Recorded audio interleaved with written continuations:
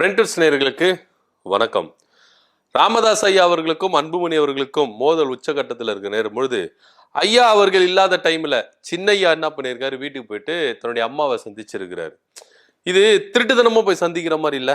ஒரு அப்பா இருக்கும் பொழுது அவங்களுக்கு கல்யாண நாள் வருது, மூத்தவங்க அவங்க கிட்ட அந்த கல்யாண நாள்ல போயிட்டு என்ன பண்ணுவாங்க, ஆசீர்வாதம்லாம் வாங்குவாங்க.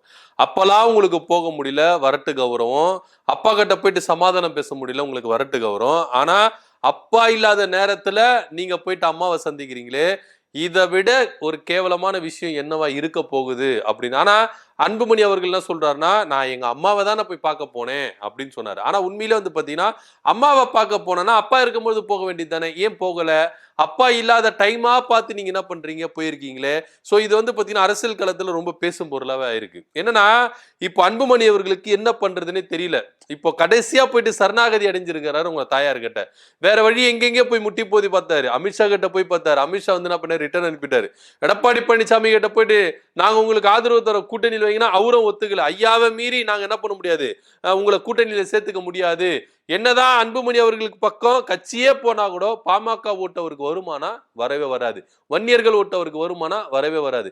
ஐயாவுடைய கண் அசைவு இருந்தா போதும், யாருக்கு அவர் கையை காட்டுறாரோ அவங்க தான் என்ன பண்ணுவாங்க, வாக்களிப்பாங்க அப்படின்ற ரேஞ்சில ஒட்டுமொத்த வன்னியர்களும் பாமக என்ன பண்றாங்க, இருக்கிறாங்க. ஆனா ஐயா அவர்களை மீறி அன்புமணி அவர்கள் ஒரு தப்பு கணக்கு போட்டார்ல.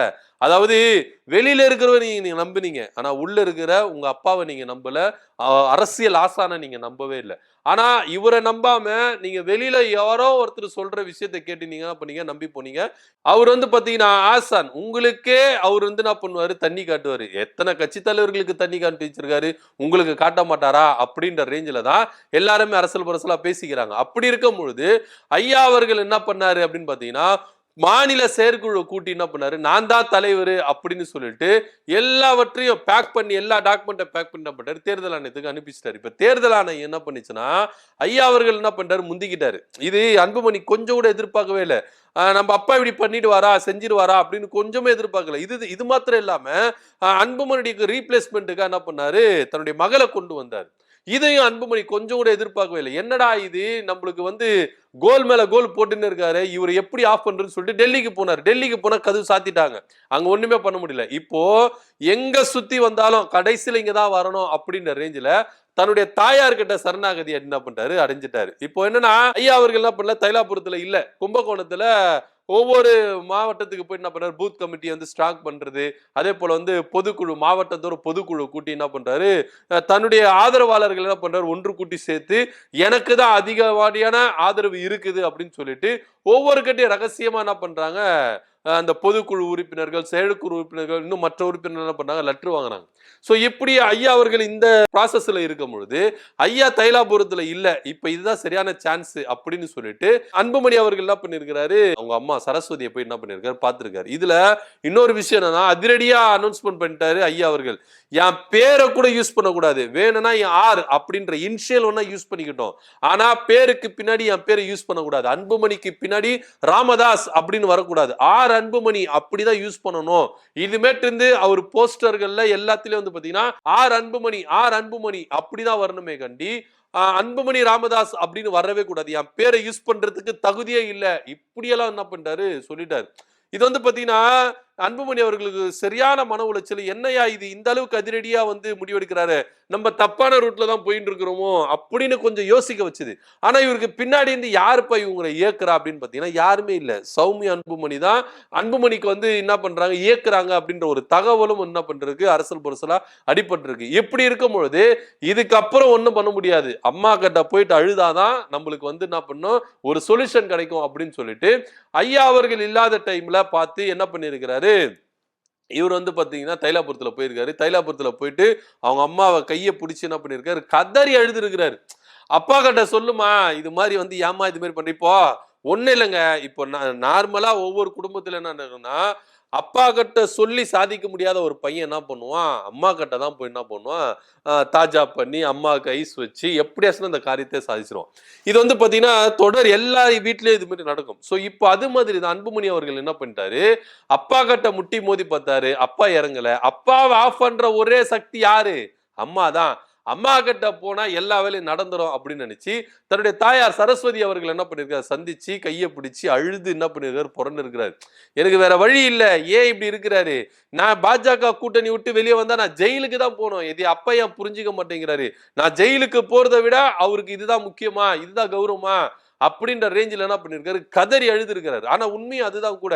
ஏன்னா இவரு மருத்துவத்துறை அமைச்சரா இருக்கும் பொழுது நிறைய போர்ஜரி வேலை பண்ணியிருக்காரு, நிறைய ஊழல் வழக்கு இவர் மேல இருக்கு, மருத்துவமனை அலாட் பண்ணதா இருக்கட்டும், நிறைய விஷயங்கள் இவர் மேல என்ன பண்ணிருக்காரு, வழக்கு இருக்கு. இது எல்லாருடைய ஃபைல் என்ன பண்ணிருக்கு, பாஜக கிட்ட இருக்கு. பாஜக என்ன பண்ணுதுன்னா, ஏன்னா கடந்த 2024 நாடாளுமன்ற தேர்தலில் இவங்க பாஜக கூட கூட்டணி வச்சதுக்கே காரணம் இதுதான் அப்படின்னு சொல்றாங்க. ஆனா இந்த கூட்டணியில இருந்து வெளியே வந்தா அடுத்தது இவர் திகார் செயலுக்கு தான் போகணும் அப்படின்ற ஒரு ரேஞ்சில தான் அன்புமணி அவர்கள் இருக்கிறாரு.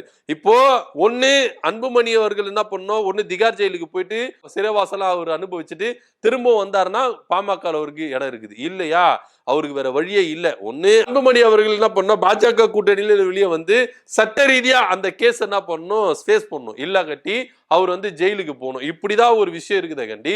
இப்ப என்ன பண்றதுன்னு தெரியல. இவங்க தான் ஒரு பக்கம் எனக்கு நெருக்கடி கொடுக்குறாங்கன்னா, இங்க அப்பாவும் எனக்கு இது மாதிரி நெருக்கடி கொடுக்குறாங்களே, யாருமே என்ன புரிஞ்சிக்க மாட்டாங்களே அப்படின்ற ஒரு வேதனையில இவர் என்ன பண்ணிருக்காரு, அன்புமணி போயிருக்காரு. ஆனா ஒண்ணு, அன்புமணி அவர்கள் இந்த அளவுக்கு வந்து ஆட்டம் ஆடி இருக்க கூடாது. என்னதான் இருந்தாலும் ஐயா ராமதாஸ் அவர்களை பற்றி எல்லாமே தெரிஞ்சு இருக்கிற அன்புமணி அவர்கள் தெரிஞ்சு இது மாதிரி வந்து ஆட்டாடி இருக்க கூடாது. இப்ப ஆடி அடங்கி என்ன பண்ணிருக்கீங்க, கடைசியில் அங்கதானே வந்திருக்கீங்க, அவங்க அம்மா கிட்ட தானே போய் என்ன பண்ணீங்க, தஞ்சம் அடைஞ்சிருங்க. எங்க கல்யாண நாளுக்கு கூட வரலங்க, அவ்வளோ வரட்டு கோபத்துல இருந்தீங்க, அவ்வளோ பிடிவாதத்துல இருந்தீங்க. இப்ப வர்றதுக்கான ரீசன் என்ன, அதுவும் ஐயா இல்லாத டைம்ல வர்றதுக்கான ரீசன் என்ன, இவர் எல்லாத்துக்கும் நாடகம் ஆடுகிறார், அம்மாவை வைத்து இவர் காரியத்தை சாதிக்க பார்த்து கொள்ளுகிறார் அப்படின்ற ரேஞ்சில தான் அன்புமணி மேல நிறைய குற்றச்சாட்டுகள் முன்வைக்கிறாங்க. ஆனா உண்மையிலே அப்பாவுக்கு பண்ண ஒரு பெருந்துரோகம் அன்புமணிக்கு உண்டு. ஏன்னா அப்பா பத்தி நல்லாவே தெரிஞ்சிருக்கும், அவருடைய அரசியல் வாழ்க்கையை பத்தி தெரிஞ்சிருக்கும்.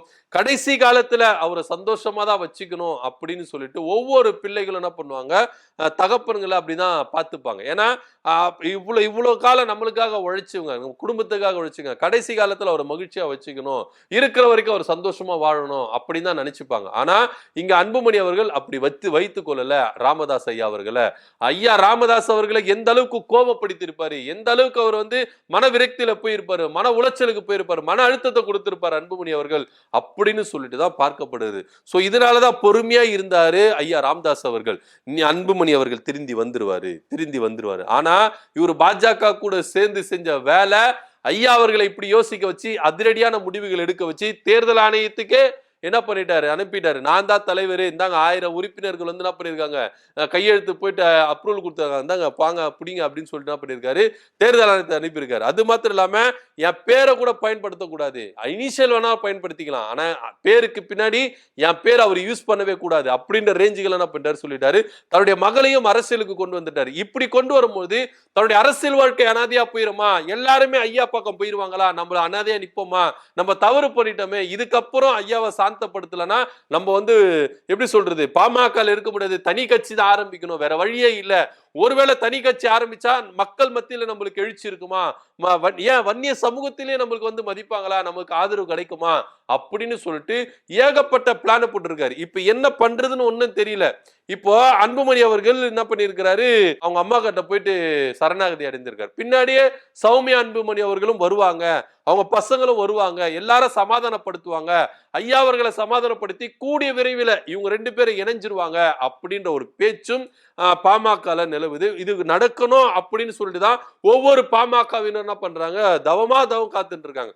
எப்பப்பா ஐயாவும் சின்ன ஐயாவும் சேர்ந்துருவாங்க, அப்பதான்ப்பா நான் தாடி சேவ் பண்ணுவேன் அப்படின்ற ரேஞ்சில ஜி.கே. மணி அவர்கள் என்ன பண்றாரு, ஒரு பொருத்தனை பண்ணி என்ன பண்ணிட்டு இருக்காரு, அவரு வந்து தாடியோட சுத்தின்னு இருக்காரு. ஒரு சிலர்லாம் என்ன பண்றாங்க, மண்ணெண்ணையை ஊத்துக்கிறாங்க, இவங்க ஒண்ணு சேரணும், நான் தீ குளிக்கிறேன் அப்படின்னு சொல்லிட்டு. ஒரு சிலர்லாம் என்ன பண்றாங்க, வேண்டுதாங்க, நான் இது பண்றேன், அது பண்ணிக்கிறேன், இது செய்யறேன்னு சொல்லிட்டு. சோ கூடிய விரைவில் இப்ப அன்புமணி அவர்கள் தன்னுடைய தாயாரை சந்திச்சு தன்னுடைய மன குமுறல்கள் எல்லாத்தையும் சொல்லி, நீங்க அப்பா கிட்ட பேசுங்க, எல்லாம் ஒண்ணு சேரலாம், ஒன்னா பழையபடி இருக்கலாம், இது இந்த மாதிரி நடவடிக்கைகளை எடுக்க வேணாம்னு சொல்லுங்க, இது மாதிரிலாம் பொதுவெளியில பேச வேணாம்னு சொல்லுங்கன்னு சொல்லிட்டு ஏகப்பட்ட தகவல் என்ன பண்ணிருக்காரு, அவங்க அம்மா கிட்ட சொல்லிட்டு போயிருக்காரு.